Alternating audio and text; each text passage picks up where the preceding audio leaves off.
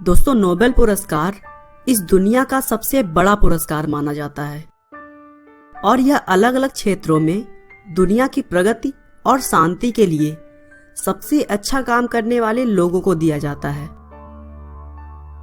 लेकिन आपको यह जानकर हैरानी होगी कि दुनिया की शांति के लिए दिए जाने वाला यह पुरस्कार डायनामाइट के आविष्कारक एल्फ्रेड नोबेल की याद में दी जाती है, जिन्हें उनके आविष्कार की वजह से लोग उनसे बहुत नफरत करते थे और उन्हें मौत के सौदागर के नाम से जानते थे।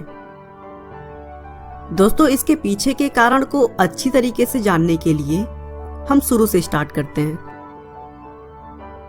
एल्फ्रेड नोबेल का जन्म 21 अक्टूबर 1833 को स्वीडन के स्टॉकहोम शहर में हुआ था।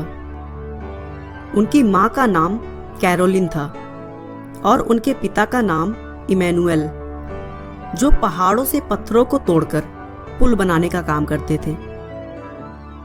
कुछ समय के बाद स्वीडन में काम की कमी होने पर इमैनुएल 1842 में पूरे परिवार के साथ रूस के एक शहर सेंट पीटर्सबर्ग में आ गए, जहां वह रूस की सरकार के लिए गन पाउडर बनाया करते थे ताकि रूस की सेना उसका इस्तेमाल कर सके। दोस्तों, बता दूं कि गन पाउडर एक काले रंग का पाउडर होता है जो बारूद, कोयला और भी बहुत सारे केमिकल्स का मिक्सचर होता है और यह मनुष्य द्वारा बनाया गया पहला विस्फोटक है। फैक्ट्री खोलने के कुछ सालों के बाद ही क्रीमिया का युद्ध शुरू होने वाला था, जिससे गन पाउडर की मांग बहुत ज्यादा बढ़ गई और इमैनुएल का बिजनेस तेजी से चल पड़ा। उनके पास बहुत सारे पैसे भी हो गए।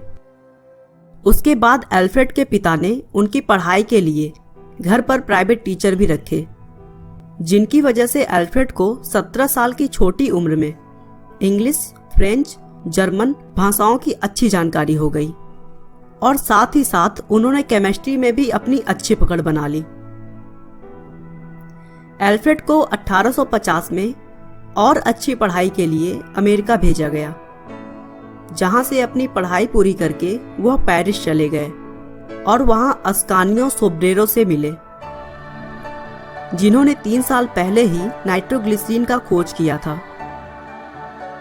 नाइट्रोग्लिसरीन एक ऐसा केमिकल था जो गन पाउडर या फिर किसी और विस्फोटक से कहीं ज्यादा शक्तिशाली हुआ करता था, लेकिन उसमें एक बहुत बड़ी कमी थी कि वह सुरक्षित नहीं था। उसे एक जगह से दूसरे जगह पर आसानी से नहीं ले जाया जा सकता था, क्योंकि वो कहीं भी ब्लास्ट हो जाता था। इसीलिए उस समय तक उसका यूज ज्यादा नहीं हुआ करता था।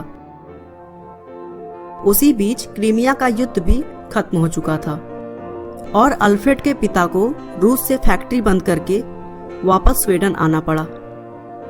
अल्फ्रेड भी नाइट्रोग्लिसरीन का सैंपल लेकर अपने घर स्वीडन आ गए और अपने पिता और भाई के साथ मिलकर उसे सुरक्षित बनाने का रिसर्च करने लगे। लेकिन इसी बीच 3 सितंबर 1864 को उनके लैब में नाइट्रोग्लिसरीन ब्लास्ट हो गया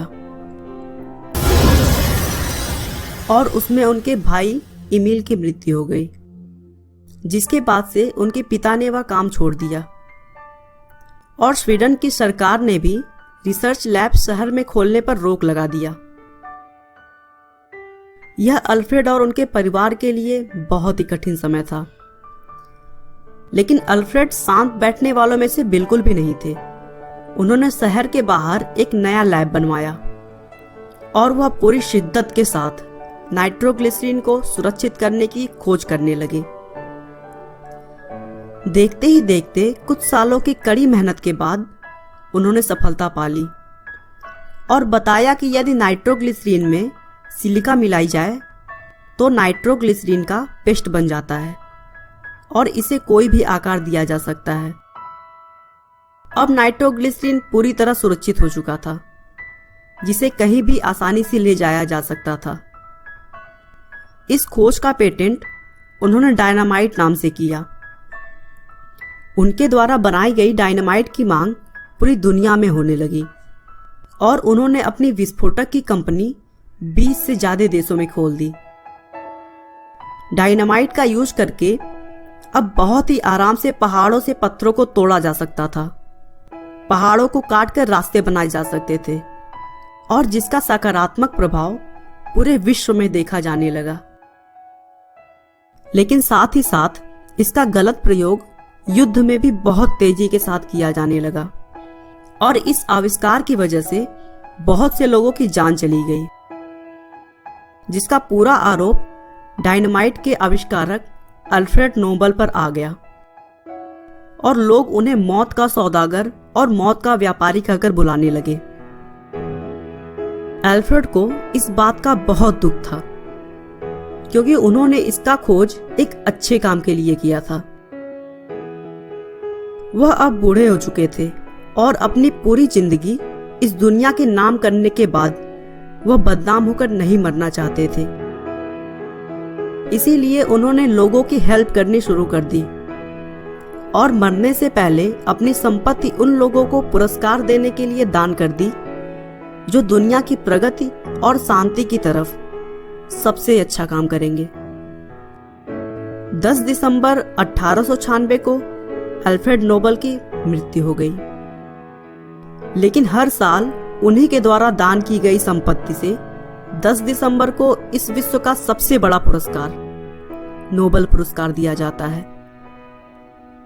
और दोस्तों, आज लोग उन्हें मौत के सौदागर के रूप में नहीं बल्कि एक महान वैज्ञानिक और समाज सेवक के रूप में याद किया करते हैं।